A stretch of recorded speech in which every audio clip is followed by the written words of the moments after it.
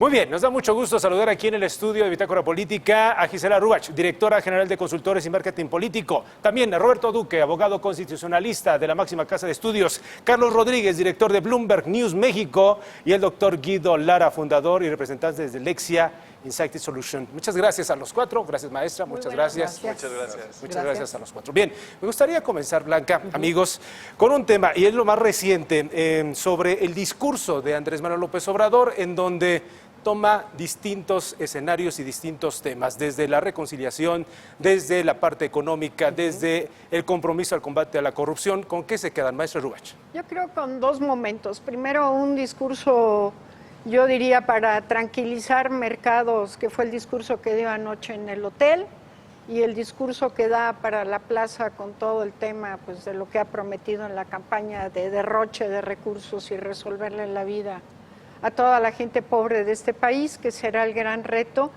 y que curiosamente ese mensaje en la reacción que tuvieron después en lo que se venía dando el seguimiento de la cotización de cómo venía el peso, tuvo su efecto.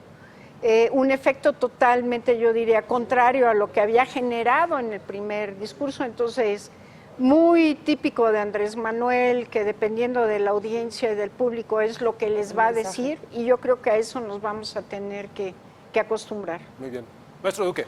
Concuerdo con Gisela, son dos discursos muy distintos en los que habían públicos muy distintos, y uno dio, además de que coincido con esto, el solo, digamos, talante, el semblante es de tranquilidad, como de infundir pues calma, confianza, pero claro, en ambos discursos afianza esto de la altísima expectativa que ha generado, no les voy a fallar, van a cambiar las cosas. Y claro, eso siempre puede tener efectos que hemos visto en otros lados. Emmanuel Macron, por ejemplo, generó una expectativa inmensa. Claro. Entonces, pues es un compromiso, digamos, refrendado ayer que tiene López Obrador, pues de que cambie el país y que se note pronto, ¿no? Carlos. Hasta cierto punto diría que viene a ser un par de discursos, continuación del estilo de campaña, con esa ambigüedad de escoger tu mensaje, de hacerlo muy dedicado a cierta audiencia, sin importar que después se vaya a contradecir o que vaya a meter más dudas con el mensaje siguiente unos minutos después. Pero lo cierto es que el candidato, quien va a ser presidente electo, ya tiene que ir evolucionando de esa etapa, si realmente tiene una intención de calmar los mercados, que ciertamente tampoco se han alocado, pero si quiere realmente ganarse esa confianza de inversionistas, empresarios que quizás dudaban de él, ya se necesita ser más preciso. Ya hay que pasar un poco de la ambigüedad, de puntos genéricos a planes un poco más puntuales que convenzcan que realmente lo que dice es lo que quiere hacer. Muy bien, Guido. Pues él escoge dar dos mensajes. El primero muy tranquilo, inclusive parecía cansado, exhausto, falto de energía, preocupante, pero simplemente fue serenidad y tranquilidad, y luego se fue a la plaza pública donde arengó, donde estuvo más prendido, donde quizá los primeros mensajes que manda son claros y él decide hacerlo a partir de nombramientos, de tres personalidades que había nombrado en el gabinete, les pone a sus tres correspondientes chaperones y va mandando unos mensajes claros. Todos esos nombramientos o en su equipo de trabajo son tranquilizadores. Es un Marcelo Ebrard, que es un hombre de Estado, que sabe gobernar, es una Tatiana Cloutier, que tuvo un gran apoyo, y es un Poncho Romo que hace sentido con toda su campaña. Entonces, manda un mensaje de aquí hay un equipo y estos tres temas los vamos a cuidar. El tema más álgido, el más complejo, que es la seguridad, no lo toca porque no se siente listo quizá. Y yo quiero preguntarles cómo reciben, por ejemplo, en el entorno internacional, en los mercados y en el entorno evidentemente nacional, cómo reciben este triunfo, arrollador, como decían las portadas de muchos periódicos, de Andrés Manuel López Obrador. La tercera es la vencida. Guido, en el entorno internacional, ¿cómo nos ven? Pues mira, en Washington, como el entorno internacional está tan ya muy caliente con las locuras de Trump, sistemáticas, inesperadas y esas cotidianas, esta fue la peor semana de Trump, esto fue lo más peligroso. Un triunfo de López Obrador que habla en tono mesurado, tranquilo, etcétera, aunque sea un leftist, como lo catalogan allá, y pudiera ser en algunos otros esquemas pasados una pesadilla para los Estados Unidos, ahora es tan tranquilo que hoy mismo tienen una conversación, media hora. tuitean media hora. Todo quizás es de media hora por lo que se tardaron los traductores. Eso es ahorita, eso es ahorita, es el primer día.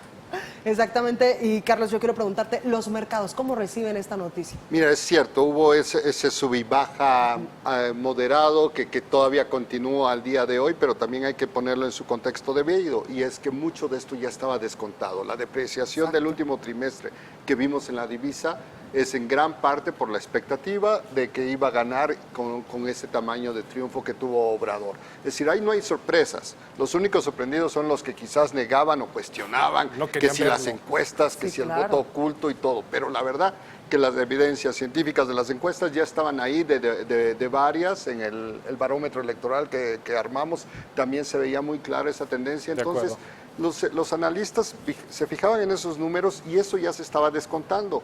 La duda que sigue va a continuar hoy, va a continuar el próximo mes y los próximos meses. ¿Qué vamos a tener de López Obrador? ¿El pragmático que vimos como jefe de gobierno en Ciudad de México o uno que sigue más la ideología aprovechando el furor de su base? Muy bien. Exactamente. Roberto, yo quiero preguntarte a ti en cuanto a estas reacciones. ¿Es el presidente o el futuro presidente que llega con más del 50% de los votos de los ciudadanos? ¿Está bien legitimado y ahora cuál es la tarea? No, bueno, tiene una legitimidad de origen terrible, o sea, inmensa, colosal, ¿no? La legitimidad de origen es la que se obtiene con las urnas, precisamente. Y luego ya viene la legitimidad de ejercicio, que esa es la que se gana con la forma de gobernar y pues convenciendo con acciones de gobierno. Pero además, lo que decía Carlos ahora, pues aumenta incluso eso. Yo tengo la impresión de que los mercados, pues lo que no les gustan muchas veces son las sorpresas. Claro. Y aquí, pues hay quien dice, oye, fue muy sorpresivo. Pues corrígeme Carlos, pero la encuesta del Financiero creo que le daba 51, ¿no? A 54. la última. 54, fue la más 54, cercana sacó 53. con Pues, respecto a él. Pues ahí no hubo sorpresa, entonces pues desde ese punto de vista natural pues ocurrió lo que esperaban los que más sabían, ¿no? Maestra, ¿y cómo lo reciben las personas que no votaron por Andrés Manuel, por ejemplo? Bueno, yo creo que ahí es donde va a estar la otra parte. 47% no vota por él, donde pues tenemos, ante lo que todos esperábamos que íbamos a tener una alta participación cercana al 70%, perdón, no se dio. Incluso la participación en términos reales fue menor que la participación de la elección del 2012. Es una participación cercana al 63%, lo cual de entrada tienes otro 37% de mexicanos que o no les interesó, o estaba mejor el mundial, o tenían otras cosas que hacer.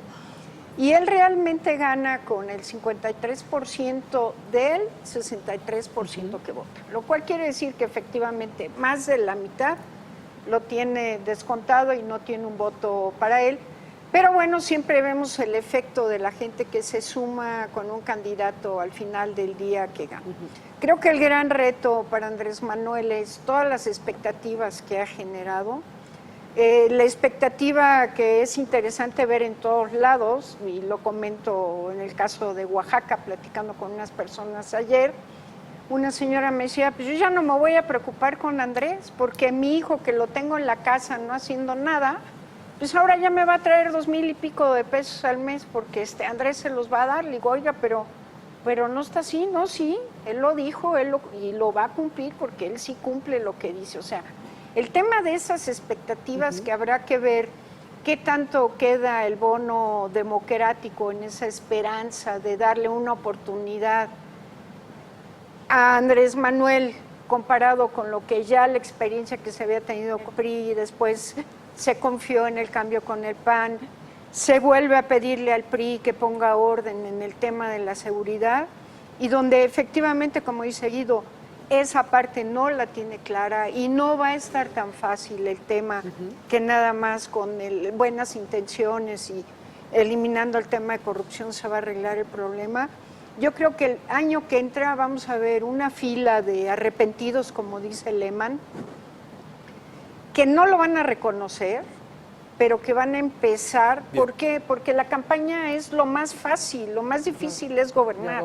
¿Cómo llevas a cabo todas esas esperanzas y expectativas donde él vendió muy bien la parte de de la esperanza. Muy bien, pasando a otro tema y a lo que viene, porque será pues la reunión con el presidente Enrique Peña Nieto. Claro. ¿Qué tendría que abordarse en un primer acercamiento entre el, ¿cómo le llamamos ahora para no... El virtual ganador de la virtual elección. ganador de la elección? Nos decía hace rato uno de los consejeros del INE, díganle el candidato que mayor ¿Qué más obtuvo votos tuvo? votos, Bueno, ¿no? pero yo no le haría caso al INE, son los que dicen que no se llaman campañas, lo que ya son campañas, ¿no? Entonces, para Entonces, cuestión del virtual éxito, presidente, ¿no? Podemos decir. ¿Cómo tendría que ser, Carlos, esta reunión y qué tendría que abordarse además de estos temas? sí. Está forzosamente de acuerdo a lo que ha venido diciendo el mismo Andrés Manuel López Obrador, el aeropuerto.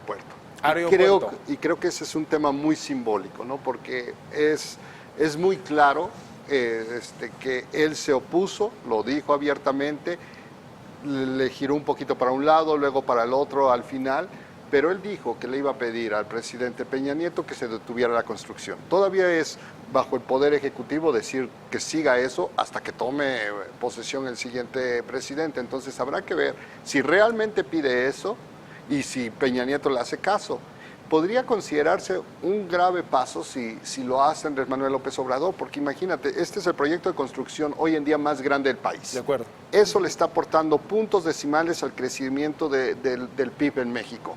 Entonces, ¿por qué vas a iniciar apagando un motorcito con todos los defectos que pueda tener ese motorcito cuando justamente lo que tienes que traer es crecimiento económico? Entonces, esa va a ser la primera prueba, en mi opinión, para ver si vamos a tener ya un presidente electo pragmático o un candidato extendiendo su campaña presidencial como vemos del lado de Estados Unidos con Trump. Bien. Yo Sí. difiero un poco de eso. Yo Dame creo un segundo, maestro, aquí para poner el orden al tema. Perfecto. Sí, en ese primer encuentro no veo por qué se rompa esta idea de máxima civilidad, peace and love y agradecimiento. No me imagino que se metan en la agenda temas complejos de saque, más bien... Como como el aeropuerto. No me lo imagino. Ni siquiera ¿qué va a hacer con el avión presidencial? No le veo el sentido, la utilidad, etcétera. No ha visto, no sé, ya ganó. Está montado en un 53% de los votos. Está montado, preguntaba sobre lo internacional, en esta gran tendencia mundial de rechazo al status quo, primavera árabe, Brexit, Trump, Macron, la fragmentación de los partidos políticos en España, etcétera. The forgotten people, la gente que no está siendo atendida. Yo creo que López Obrador tiene más claro su interés, como decía Gisela, para generar una política social que muchos pueden considerar clientelistas y habrá que hacer los números para ver si se sostiene. Esto que dijo él muy claramente, voy con los adultos mayores, voy con las personas con discapacidad, que fundamentalmente son las personas que no tienen entrada en un sistema económico como el actual. Entonces, ¿cómo me imagino ese primer contacto de peace and love? Y vamos avanzando. Muy bien, antes del maestro Duque, maestro. No, yo creo que este primer encuentro es definir qué tan tersa o qué tan ruda va a estar la transición. Sí, y eso tiene que ver con qué garantías y qué seguridades se le van a dar al presidente Peña para su salida y para no molestarlo en los próximos años. Ese es el primer encuentro siempre de quien gana una elección con quien gobierna.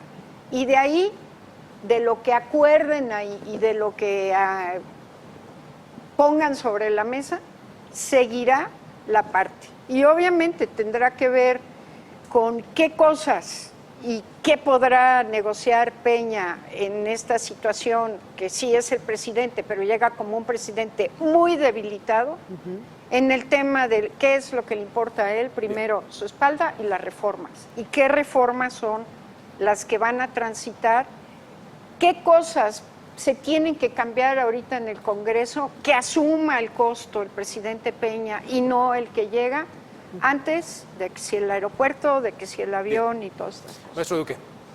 Bueno, otra cosa que se tiene que considerar ¿Pero estás de acuerdo en esto? En que de saque tenga que Andrés Manuel plantear temas complicados que puedan, que podían enrarecer la relación de amor y paz, que podría incluso incluir lo que estaba mencionando Guido. No, yo coincido con Carlos. O sea, sí se tienen que abordar una serie de temas específicos. Desde este momento. Sí, claro, desde ya. Y si no lo tienen hace, que empezar quiere decir que escogió el camino pragmático, entonces. Exactamente. No, porque, a ver, esto tiene que llevar un camino, me parece, pues lo más terso posible, de que pues sea ahora sí el tránsito entre pues un tipo de administración pública, de gobierno, a otro, Y bueno, eso tiene muchísimas implicaciones que creo que tienen que estar tratando y sí puede llegar a esos niveles de detalle y conviene, me parece. Muy bien. Exactamente. Yo quiero preguntarles, esta es la elección pues más complicada de la historia porque eran muchas elecciones a nivel local, evidentemente la federal para presidente de la República.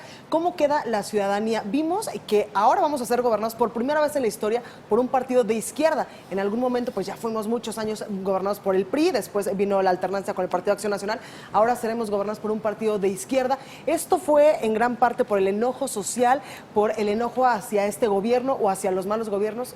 Yo creo que es un cúmulo de acciones y hechos que yo me regresaría a lo que dejó pendiente y no cumplió la transición del 2000. El volver a generar la expectativa de 12 años que no se cumplió, regresarle al PRI, porque el PRI sí tenía la capacidad de negociar y de mantener al país en calma y en la paz, y los narcos hacían su negocio y no pasaba nada más. Y creo que llegamos a finales de este sexenio con dos temas: el tema de la inseguridad y el tema de la corrupción.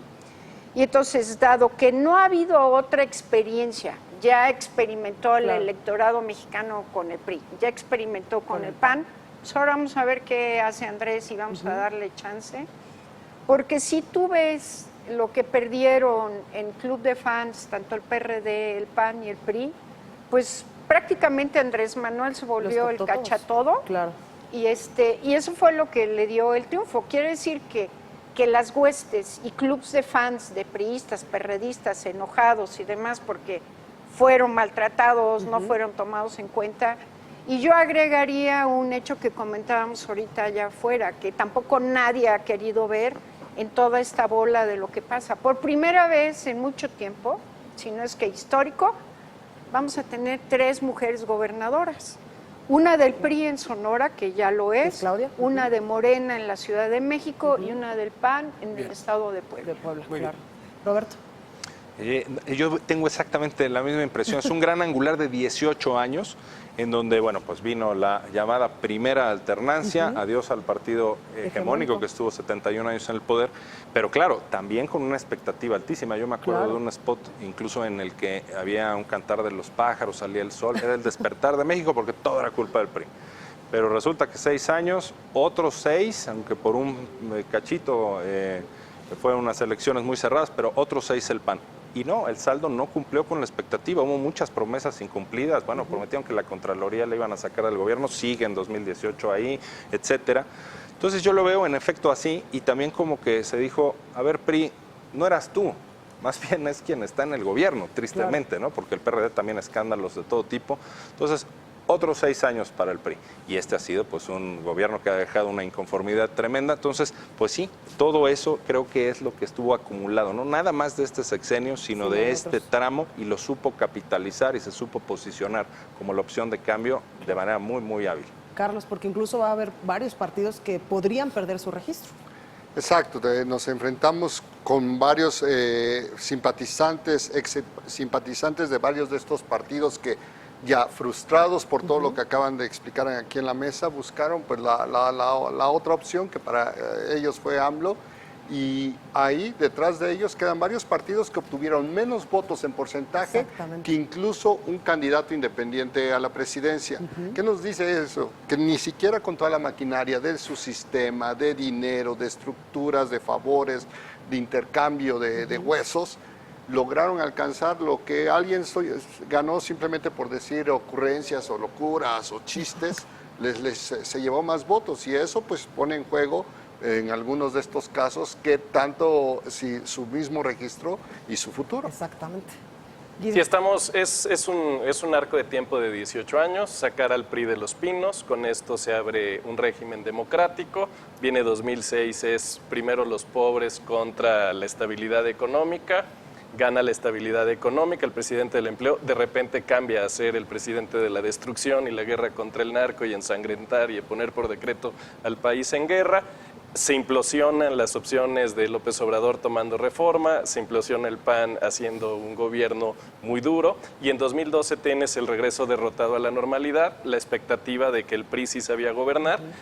Vemos que no, y llega lo que nosotros hemos llamado la venganza de los excluidos, de los abandonados. Entonces, es un ciclo que se cierra, es un ciclo que se abre. Bien, a mí me gustaría preguntarles, conocer su opinión, el hecho de que un presidente tenga a su favor un Congreso, del cual pues puede mandar cualquier iniciativa y puede pasar así, ¿no? ¿Qué tanto conviene a una democracia? ¿Qué tanto conviene a un país? Comienzo contigo. Es inquietante, porque el talante de Andrés Manuel es autoritario. Es alguien que marca su guía y síganme los buenos y punto. ¿Y qué tal si cambia después de este 2 de junio? Claro. No, eso No no cambia. pasa. Eso no pasa. La gente no cambia. La gente no La cambia. elección, Eso dirían La las gente no 4 cambia. años no hay forma. Vamos a ver reformas y cambios con grandes mayorías, y estamos de alguna manera muy metidos en cuáles van a ser los cambios. Y el equilibrio de poder, ¿no?